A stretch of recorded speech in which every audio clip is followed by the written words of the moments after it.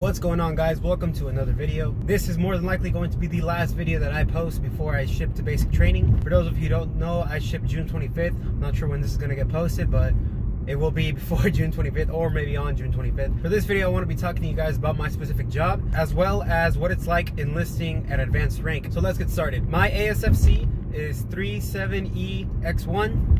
What that stands for is fire protection. Fire protection is basically firefighters for the Air Force. I've tried looking online to look at different things, and there's not many videos on YouTube about fire protection other than, I think the guy's name is either Randy or William Cantu, but he doesn't have the AFSC anymore. And then on the balanced careers, it's pretty limited as well. But generally, it's basically firefighting for the Air Force. Now, why did I choose this job? One of my main reasons for choosing this job, because yes, this job I chose. I mean, I guess it was kind of given to me, but it was my #1 choice on my list. Again, I have one of those really rare occasions where I got my #1 choice. That doesn't really happen too often, like anybody, but thankfully it did to me. And I chose it simply because it translates very, very easily into the civilian world. And we all know firefighters exist in basically every city or town across the United States, and not having to pay for firefighter 1 or firefighter 2, which are courses, as well as my EMT certification, that's emergency medical technician, that's insane. It kind of opens up two career fields for me in the civilian world. One of those obviously being firefighter, and the other one being an EMT or a paramedic, working maybe with the hospital and ambulances and that kind of thing. Now, for those of you wondering, I'm still not sure if I'm going to stick it out for 20.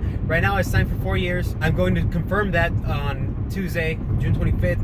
You sign your official contract the day you ship, which for me is June 25th, this Tuesday. On doing so, I'm going to confirm that I'm signing up for 4 years with the AFSC fire protection, and I am signing at advanced rank. I'm going in as an E3, which is an Airman First Class. I believe that is the highest that you can go in as, is an E3. The way I got E3 is that I have 4 completed years of JROTC that I got in high school. Now, if any of you have that, you need your certificate that's signed by your SAI or your senior Army instructor, or, well, mine was Army ROTC. If you have a different ROTC, like Air Force ROTC or Marine ROTC or Navy ROTC, I'm not even sure if those exist. If you have a different kind of JROTC, then you'd need one by basically your instructor, a certificate that's signed saying that you completed those years. To get E3, you have to have, for the Air Force, you have to have a minimum of 3 years of completed JROTC.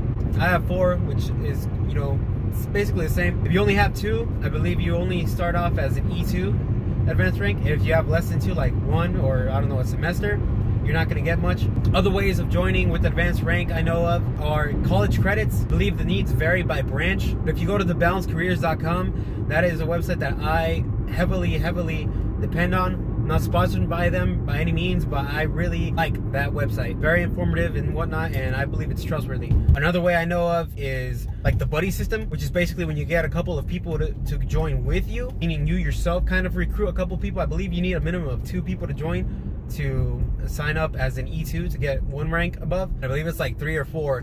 So you can start off as an E3. Yet another way to start off at advanced rank is to sign a 6-year contract. Now, signing a 6-year contract, you don't automatically start off an E3, meaning that in basic you will not get paid as an E3. Keep in mind, I'm talking about the Air Force here. You will so on E3 or Airman First Class upon graduating tech school. That's when you will get your E3.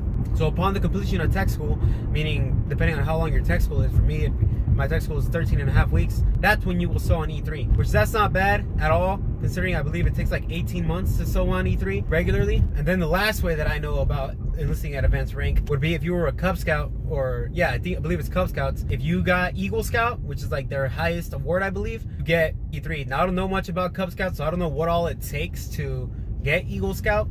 So you probably want to do research online. I have no idea, honestly. Now, the huge thing about enlisting with advanced rank is that certain things, depending on your circumstance, like with me, I'm going to be getting paid as an E3 throughout basic and throughout tech school. Meaning that for me, again, my tech school is 13.5 weeks. My basic is just like everybody else's, 8.5. So for the first 22 weeks of my Air Force career, I will be making about $200 to $300 more a month, which might not seem like a lot, but when you do that for 3 months or for 5 months, about $1,500. So to me, that's nice. You know, that's like a little savings. I have a car payment. You know, that's a couple car payments right there. Or it's a down payment on a new car if you don't have a car. A down payment on like a decently used car, that is.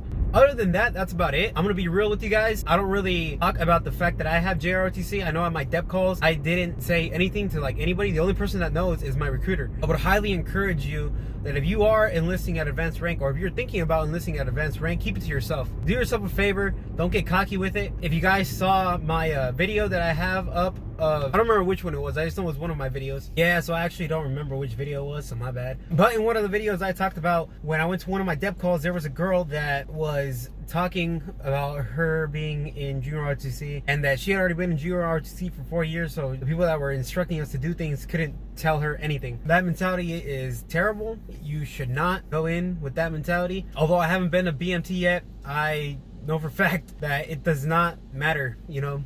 You do not wear that rank throughout BMT, and regardless of if somehow your MTIs find out that you have that, it's not like they're going to skip over you on the stuff that goes down. It doesn't mean that you're better than anybody else, so get that in your head now. Just because you have junior ROTC doesn't mean you know what the military is like. Junior ROTC gives you a very, very brief idea of what it might be like, but it is nothing like the real thing. You need to go into BMT humble, or you will be humbled there. Other than that, enlisting at advanced rank, you know, I think it's pretty cool because for those months that you will be making, you know, more money than as if you were going in as an E1. If you're smart about it, you can save that extra money. You can save that extra money and, you know, use it for something beneficial. Like I was already saying, a car, a down payment, maybe pay off some loans, student loans, that sort of thing. It's just beneficial to you. You know, you have nothing to lose by doing so. It also opens up something that's called BTZ. If any of you have watched Wild Blue Yonder, I recommend you guys watch his channel. He talks about BTZ, that's below the zone. It's this program where you can advance rank the E4, which is senior airman. I believe it's like 6 months in advance. Now that program is very selective.